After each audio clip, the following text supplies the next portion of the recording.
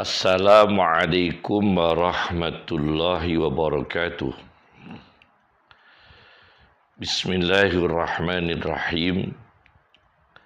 Hamdan lillah, salatan wassalaman ala sayyidina Muhammad ibn Abdillah Rasulillah wa ala alihi wa sahbihi wa man tabi'a hudah, amma ba'd.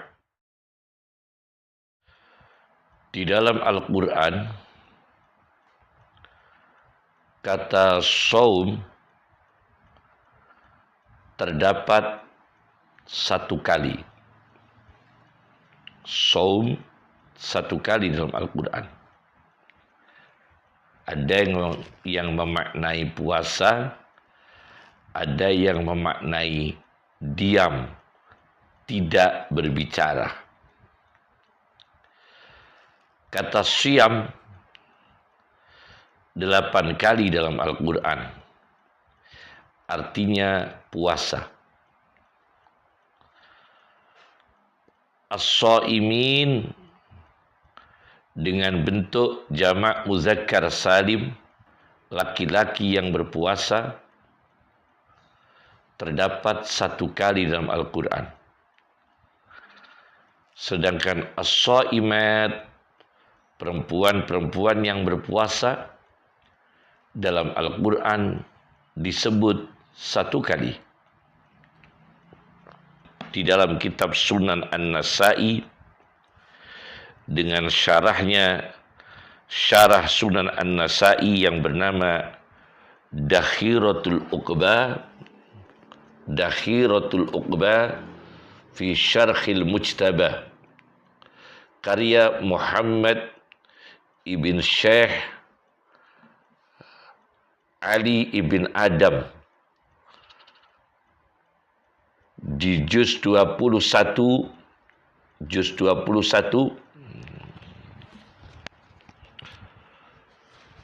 halaman 88-89 dengan nomor hadis di dalam Sunan An-Nasa'i 2220. Dalam syarahnya di halaman 89 juz 21, ada seorang sahabat Nabi sallallahu alaihi wasallam bernama Abu Umamah Al-Bahili bertanya kepada Rasulullah sallallahu alaihi wasallam, "Wahai Rasulullah, maka perintahkan kepada kami dengan amalan apa yang bisa membawa kami masuk surga." Maka Rasulullah sallallahu alaihi wasallam menjawab, "Alaika bis-shaum fa innahu la misla lahu." Hendaknya rajinkan puasa. Tentu puasa wajib tetap dikerjakan, ditambah dengan puasa-puasa sunnah. Fa innahu la mislalahu. Maka sesungguhnya tidak ada amal yang menyamai puasa. Fa innahu la mislalahu. Mendengar jawaban ini, Abu Umamah Al-Bahili kemudian di dalam rumahnya tidak pernah terlihat asap, yakni Abu Umamah tidak banyak mengaktifkan dapurnya Karena apa? Karena Abu Umamah sering dan rajin berpuasa, kecuali ada tamu. Jadi kalau tetangganya melihat, orang-orang melihat ada asap bergerak dari rumahnya Abu Umamah, menandakan Abu Umamah sedang ada tamu. Hari-hari biasa jarang sekali Abu Umamah terlihat asap dapurnya. Karena apa? Saking rajinnya berpuasa. Fakana Abu Umamah la yura fi baitihi ad-dukhan naharan. Maka Abu Umamah di siang hari tidak terlihat di rumahnya asap. Illa idza nazala bihim daifun. Kecuali keluarga Abu Umamah sedang disinggahi oleh tamu. Hadis Sunan Nasa'i. Kemudian ada seorang ulama sufi, Muhyiddin Ibnu Arabi, dalam kitabnya Al-Futuhatul Makkiyah, jilid 2,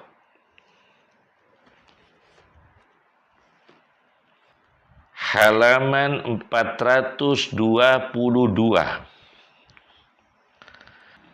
Ibnu Arabi mengatakan anna Ramadhana ismun min asma'illahi ta'ala wa huwa samad. Sesungguhnya bulan Ramadan itu nama dari nama-nama Allah Subhanahu wa ta'ala, dan artinya Ramadan adalah As-Samad, Allah yang dituju seluruh makhluknya. Allah yang dituju seluruh makhluknya. Seluruh makhluknya hajat kepada Allah, butuh kepada Allah. Namanya As-Samad.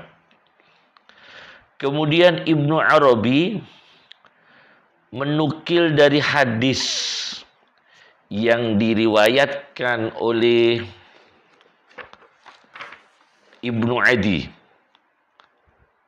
Abi Ahmad Abdullah Ibn Adi Al-Jurjani, dalam kitabnya Al-Kamil fi Du'afa'i Rijal, jilid 7.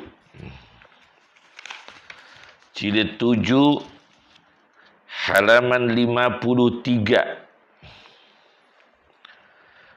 Ada satu hadis Rasulullah sallallahu alaihi wasallam mengatakan, la taqulu Ramadan. Janganlah kalian katakan Ramadan. Janganlah kalian ucapkan Ramadan. Fa inna Ramadan ismun min asma'illah. Maka sesungguhnya Ramadan itu nama di antara nama Allah. Jangan berkata Ramadan, walakin qulu, dan tetapi berkatalah kalian syahrul Ramadan, bulan Ramadan. Karena Ramadan termasuk sebagian nama Allah Subhanahu wa ta'ala. Hadis ini disebut dengan rawi namanya Abu Ma'syar, orang Sindi. Abu Ma'syar ini dhaif, tetapi Ibnu Arabi di dalam kitabnya Al-Futuhatul Makkiyah, meskipun ada rawi yang bernama Abu Ma'syar As-Sindi, ini rawinya dhaif, tetapi para ulama mengatakan innahu ma'a dha'fihi yuktabu hadisuhu. Sesungguhnya Abu Ma'syar meskipun dhaif, yuktabu hadisuhu, boleh dicatat hadisnya. Juga beliau mengutip dari kitab Al-Kamil fi Du'afa'i Rijal, karya Ibnu Adi Al-Jurjani. Jadi puasa itu istimewa sekali. Saum maupun siam dimaknai puasa. As-Saimin, As-Saimat disebut dalam Al-Quran. Ramadan artinya As-Samad, Allah yang dituju. Nah, dari sekian banyak hikmah puasa, ada ulama bernama Ali Ahmad Al-Jurjawi mengarang kitab At-Tashri' wa Falsafatuh. At-Tashri' wa Falsafatuh. Dosen Al-Azhar Syekh Ali Ahmad Al-Jurjawi tentang hikmah syariat dan filsafatnya. Di juz 1 halaman 230,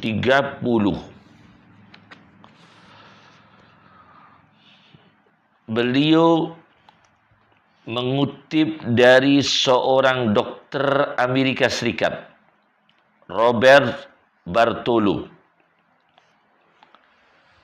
mengatakan, kemudian diterjemahkan, ditranslate dalam bahasa Arab oleh Syekh Ali Ahmad Al-Jurjawi, dokter Amerika Serikat Robert Bartolo mengatakan, la syakka,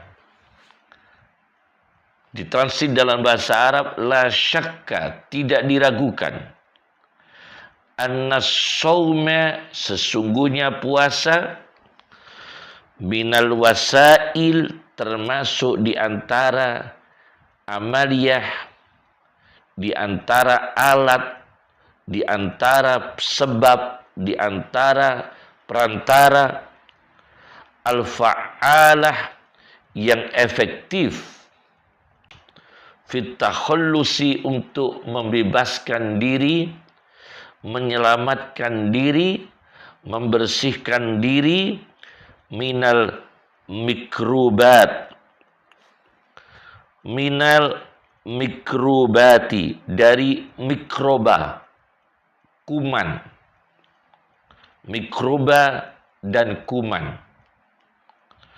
Sangat efektif untuk membersihkan mikroba dan kuman dengan puasa. Wa min bainiha, dan di antara mikroba yang dibersihkan melalui puasa ialah mikrobus zuhri, mikroba penyakit sipilis, mikroba penyakit sipilis, yaitu az-zuhri. Lima yatadammanuhu, karena mikroba sipilis itu berpotensi min itlafin lil kholaya, punya potensi, menyimpan potensi, mengandung potensi, min itlafin lil kholaya, merusak sel-sel, min itlafin, dari merusak, lil kholaya, pada sel-sel. Maka dengan puasa, summa i'adatu binaiha, kemudian mengembalikan, membangun sel-sel yang rusak dengan puasa, min jadidin, dari yang baru. Artinya yang baru, dengan berpuasa maka terciptalah, membangun sel-sel yang baru, min jadidin. Ini ada di kitab Hikmatut Tashri' wa Falsafatuh. Berarti puasa itu sehat. Kemudian ada seorang pakar dari Indonesia, Profesor Dr. Dadang Hawari. Profesor Dr. Dadang Hawari, dalam bukunya Al-Quran, Ilmu Kedokteran Jiwa, Kesehatan Jiwa, di halaman 452, 453. Dengan puasa maka bisa terobati penyakit-penyakit jiwa. Di antara penyakit jiwa, gangguan jiwa yang diobati dengan puasa adalah fobia, yaitu rasa takut yang tidak rasional dan tidak realistis. Ini bisa diobati dengan puasa. Bahkan penyakit fobia itu termasuk adalah terjadinya kompulsi, yaitu melakukan suatu tindakan yang berulang-ulang, wudu berulang-ulang, bacaan berulang-ulang, mencuci tangan berulang-ulang, takut dengan kuman sampai mencuci berulang-ulang, saking takutnya dengan kuman terjadi fobia. Ketakutan sesuatu yang berlebihan, yang tidak rasional dan tidak realistis, kemudian sampai terjadi kompulsi, tindakan yang tidak rasional, dan tindakan itu berulang-ulang dilakukan. Ini bisa diobati dengan rajin berpuasa. Kata pakar ahli jiwa, ahli psikologi, yaitu Profesor Dr. Dadang Hawari. Saya baca lagi. Di dalam hadis Nabi Shallallahu Alaihi Wasallam yang diriwayatkan oleh Ibnu Sunni Al-Hafidh Abi Bakr Ahmad ibn Muhammad ibn Ishaq Ad-Dinawari, Ibnu Sunni, di dalam kitabnya At-Tibbun Nabawi, hadis halaman 38. Juga ada hadis yang sama di kitab Mausu'ah At-Tibbin Nabawi, yaitu ensiklopedia kedokteran Nabi karya Abi Nu'aim Ahmad ibn Abdullah ibn Ahmad ibn Ishaq al-Isfahani, atau terkenal Abu Nu'aim al-Isfahani, atau dikenal Abu Nu'aim al-Isfahani, di dalam hadis nomor 113 dari sahabat Abi Hurairah radhiyallahu anhu, meriwayatkan satu hadis Nabi sallallahu alaihi wasallam, sumu tasikhu,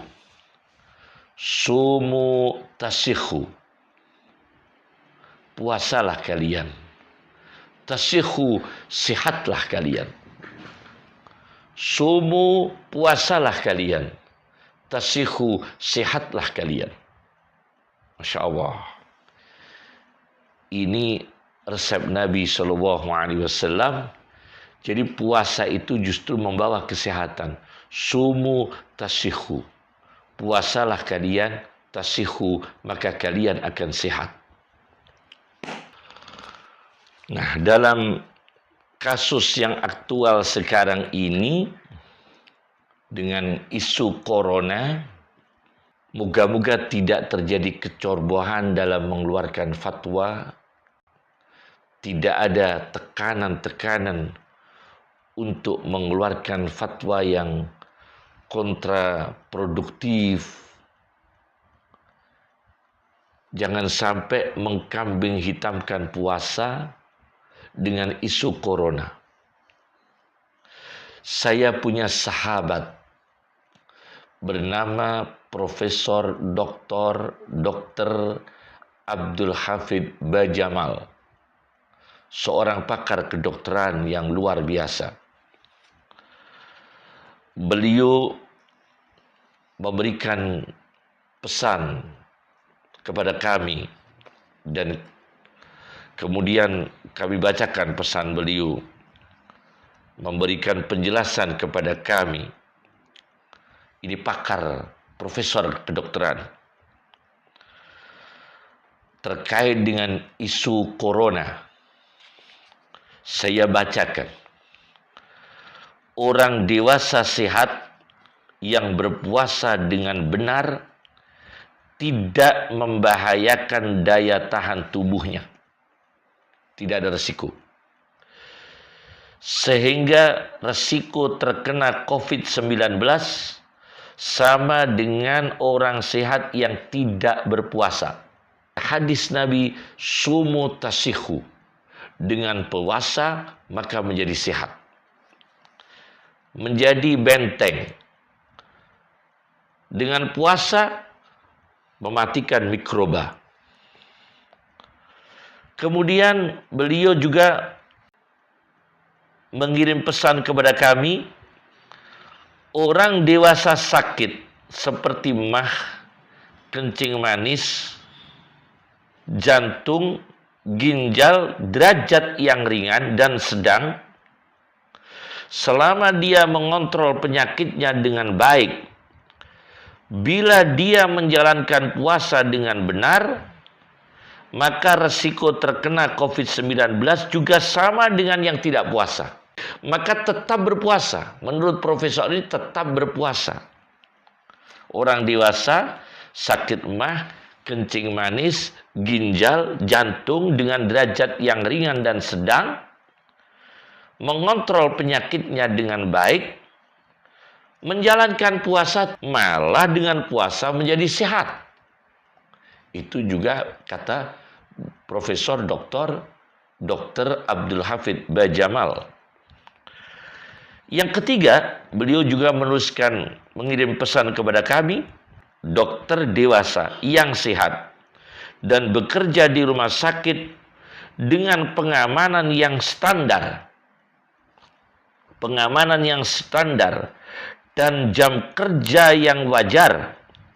Bila berpuasa dengan benar, maka terkena COVID-19, resiko terkena COVID-19 sama dengan orang sehat yang tidak berpuasa. Maka dokter dewasa yang sehat bekerja di rumah sakit dengan pengamanan yang standar dan jam kerja yang wajar, tetap wajib puasa. Karena apa? Semakin sehat. Sumu tasihu. Puasalah semakin sehat. Puasalah menjadi sehat. Bahkan Profesor Dr. Abdul Hafid Bajamal ini juga meriwayatkan hadis riwayat Nasa'i yang kami baca tadi di awal pertemuan ini. Sama. Jadi tidak ada kaitan, tetap wajib puasa. Ada isu corona, tetap wajib berpuasa. Rasulullah Shallallahu Alaihi Wasallam